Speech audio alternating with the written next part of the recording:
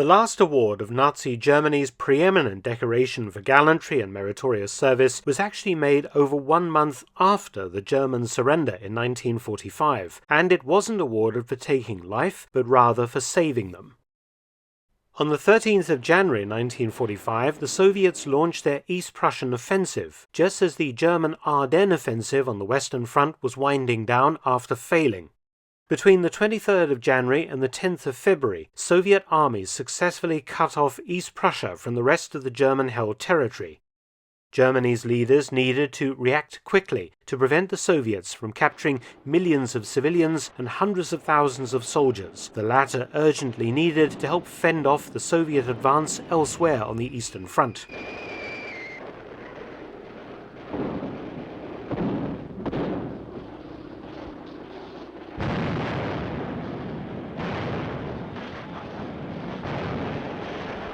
The only way out was now by sea, and the commander of the German Navy directed his subordinates to put together an evacuation operation codenamed Hannibal to save as many people as possible. The civilians were terrified of the Red Army due to its committing atrocities as it advanced into Germany, and the soldiers were terrified of ending up as prisoners of the Soviets in its prison camp system. The evacuation operation would last for 15 weeks, with the Germans using what remained of its surface fleet and requisitioned civilian vessels to transport across the Baltic Sea to Germany and German-occupied Denmark an astonishing 900,000 German civilians and 350,000 troops. But losses in ships were heavy as Soviet submarines attacked the evacuation ships without regard for the passengers aboard, the most notorious action being the torpedoing the German liner Wilhelm Gustloff on the 30th of January 1945 off the coast of Pomerania. Out of over 10,000 civilians and soldiers aboard her, 9,500 were killed, the greatest loss of life ever recorded at sea due to a single ship sinking. Another liner was sunk on the 9th of February, the General von Steuben, which had around 4,000 mostly Wehrmacht passengers aboard, with only 650 surviving. Thousands of German soldiers, many units having no hope of evacuation, continued to try and hold back the Red Army from reaching the evacuation ports and beaches, in actions similar to those played out during the Allied evacuation at Dunkirk in 1940.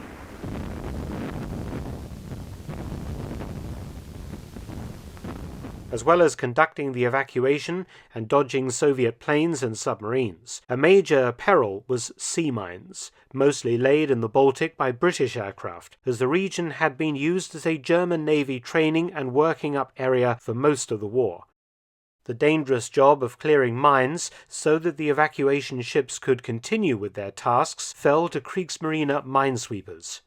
Among the units operating was Minesweeping Flotilla 36. The unit's Group D was under the command of 29-year-old Oberleutnant zur See Georg Wolfgang Feiler, a highly experienced officer who had worked his way up from an ordinary seaman.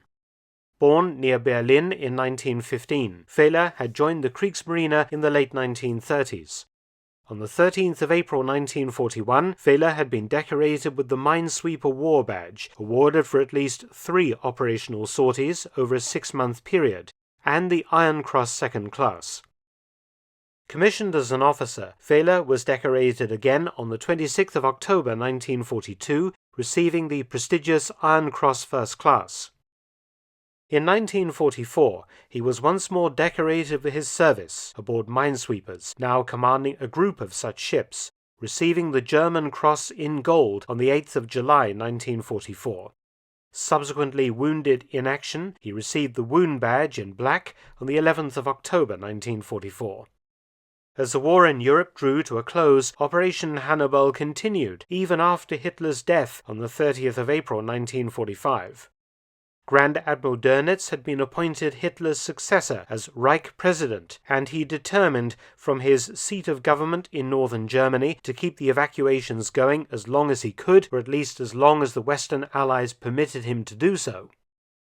Dönitz considered that every man, woman and child saved from the clutches of the Red Army was a necessary act, and he called on the remaining German forces in the east to keep fighting.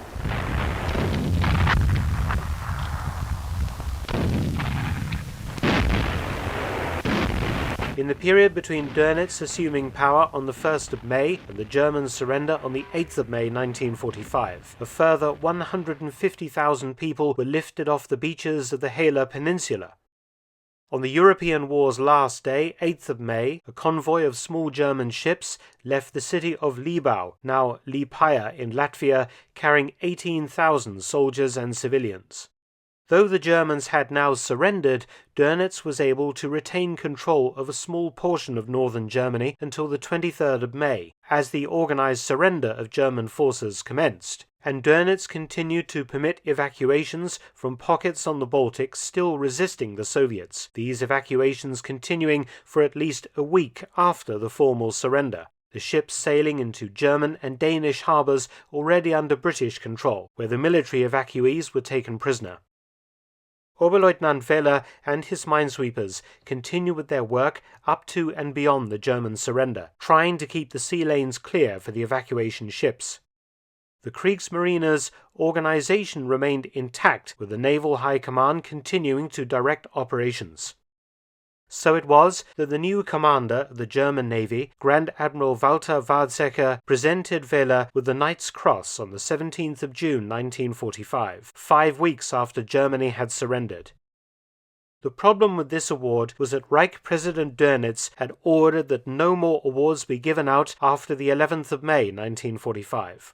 Any Knight's Cross awarded after this date is generally regarded today as an illegal award, but Feiler did receive his Knight's Cross from the hands of Grand Admiral Weizsäcker, the legal commander of a navy that was still in existence.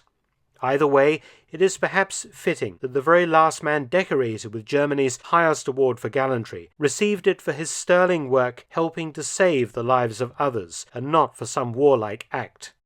Georg Wolfgang Feiler died in Cologne in 1991 at the age of 75.